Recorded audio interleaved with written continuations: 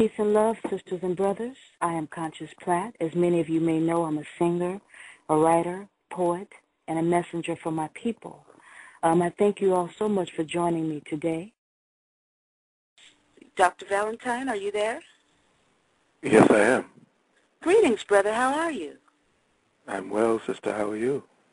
I'm doing just fine, and I just want to let you know I really thank you for joining the program today. It's an honor. My pleasure. Thank you for inviting me. All right, great. So, you just start wherever you would like, brother.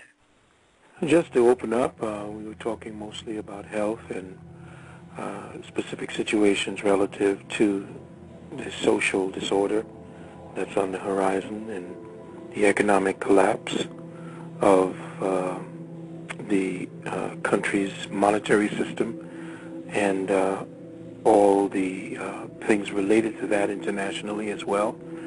The fact that we are going to be changing over to a world currency somewhere down the line, and that the United States dollar, the dollar that used to be represented as the reserve dollar of the world, in other words, the world ran on the United States dollar, that's due to change, which is going to have a massive effect on us here in the United States of America. We are going to see some phenomenal leaps in prices for gas, for food, what they call the savings and the monies that were be put aside for insurance and for our retirements and so forth. All of that is virtually going to disappear over the next 2 or 3 years, even sooner. Next year, beginning sometime around March, we are going to see evidence of that when whole office buildings will be closing down. The name of the new dollar, or at least the new global dollar that's maybe used as the dollar for the reserve capital of the planet, may be called something called the Bancor, B-A-N-C-O-R, I believe. And even the euro will not have the same kind of standing, though people will prefer the euro over the U.S. dollar. So things are, just imagine that the U.S. dollar was used as the reserve dollar for the planet, and those of us here in America could print it as much as we want to get rid of debts. The more we printed, the less value it had. And now you having the ability, say for instance you owe somebody some money and you print up your own dollars in order to pay them back, rather than using what's there based upon your worth and what's backed by gold, that's getting ready to stop. So now that Americans are no longer going to have the dollar supported as the reserve capital of the planet, what other people are paying for gasoline, like in France and England, for $6 for a gallon of gas, equivalent, of course. England's paying 5 and 6 pounds for a regular gallon of gas. That's going to start kicking back here to the tune of $8 and $9 per gallon. And of course, inflation will then hit where it'll become so burdensome just to fill a truck with diesel fuel to take food from one place to the next, that's going to cause a slowdown of food coming into the inner cities. So it's going to be a ripple effect once the dollar itself begins to show its vulnerability out on the world market. So China owns the most of U.S. dollars, and they had a meeting with Japan, I believe, Germany, Saudi Arabia, and a number of other countries. And Iran no longer uses the dollar, and about 3 or 4 other countries are claiming and getting ready not to use the dollar as their reserve capital. So this is what we are now in line to experience over the next few months. Wow, okay. That's really something. And like I've said, I have seen many of your YouTube videos, and I know that you have been speaking out about this because this is something that you foresee that will begin to take place. And I think that it's really interesting and very probable because of the times that we're living in and the things that are happening. So, would you say that let's see, how can I say this?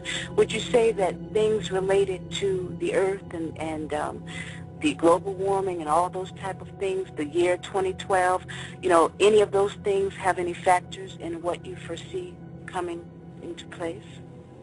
The way that the society that we presently are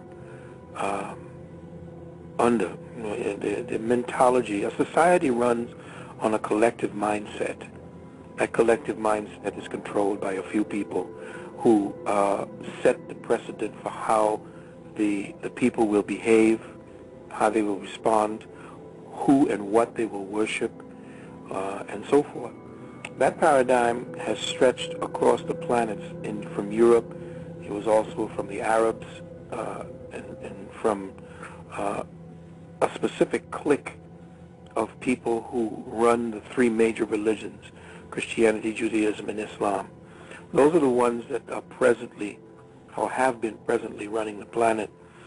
And what we are looking at is a massive adjustment to the mindset that has been running the planet for the last, I would say, 2,000 years.